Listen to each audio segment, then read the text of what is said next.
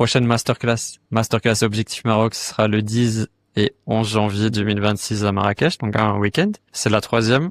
Chaque année, on fait ça en janvier. Et je vous invite en fait à y participer. Les 2 premières, c'était un vrai succès. Et c'est vraiment un excellent rendez-vous en fait pour déjà mettre un premier pas au Maroc, surtout pour les gens qui vont venir de l'étranger, soit des Marocains ou des étrangers. Et vous allez faire de très belles rencontres. Et ça, en fait, ça rassemble des gens qui ont les mêmes intérêts, c'est-à-dire vivre et entreprendre au Maroc. Là, ça sort en fait, c'est un des coups de génie de Stéphane.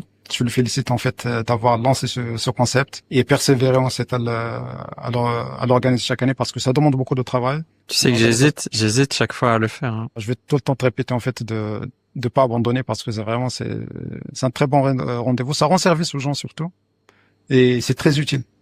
Moi, si je suis à l'étranger, je pense, et j'ai l'idée soit de venir vivre ou créer un projet au Maroc. La première chose à faire, c'est de m'inscrire à la masterclass.